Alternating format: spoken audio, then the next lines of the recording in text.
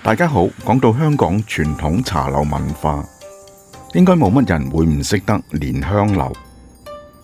今次就嚟到蓮香樓喺旺角太子，用蓮香居呢個品牌，建築面積達到4000尺嘅新分店。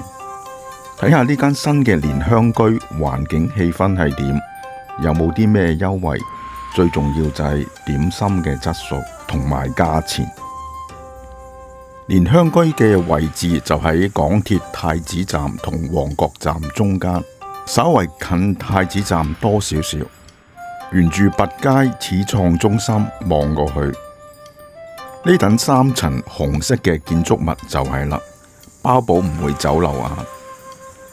蓮香居嘅地址係西洋菜南街218至220號新發大廈3樓。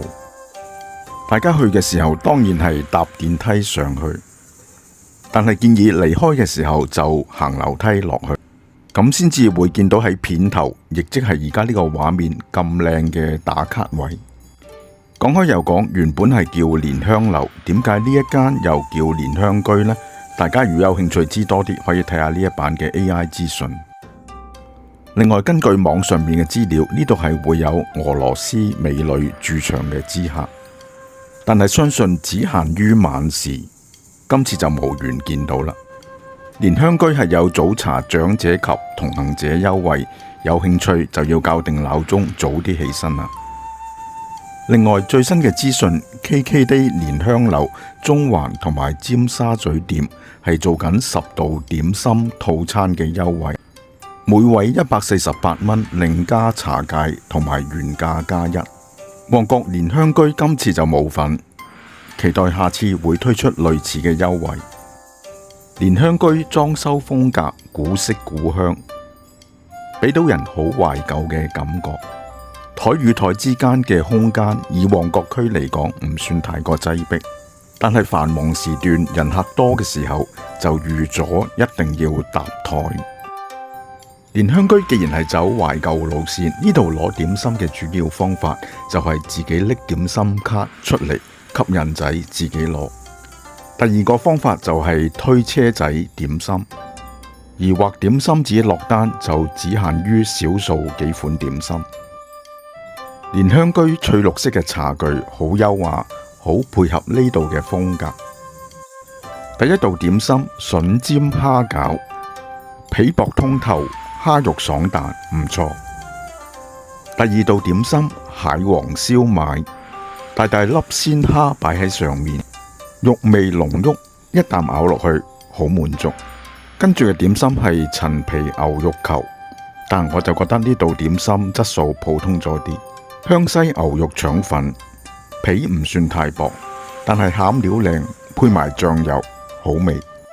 蒜蓉豉汁蒸排骨，骨多肉少，又加咗唔少芋頭，唔夠貨真價實。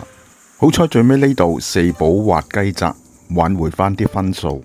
大件飽滿，雞肉嫩滑，正啊！食品記錄卡，黃金牙籤盒。影返晒所有早午市點心價目表俾大家參考，最後再嚟個總結，簡略講下我對蓮香居嘅睇法。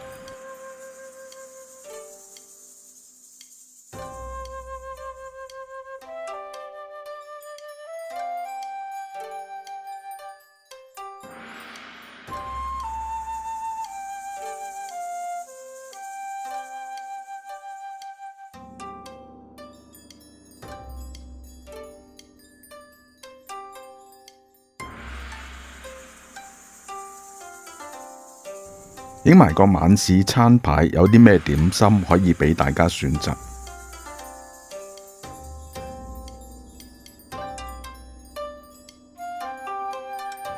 晚市係以食小菜為主，點心只限呢幾款。總括嚟講，蓮香居環境懷舊，啱打卡，點心質素唔錯，但係價錢有少少偏貴。用點心卡攞點心，推車仔點心，間唔中玩下就可以。但係經常係咁，我就覺得唔係咁方便。寧願去啲點心專門店用 QR code 落單，有店員將點心送上台，同埋呢度多數要搭台，我又唔係好慣，所以都係間唔中嚟下就算啦。最後喜歡呢條片，記得免費訂閱、分享、留言，講講你嘅睇法同埋意見。下條片見，拜拜。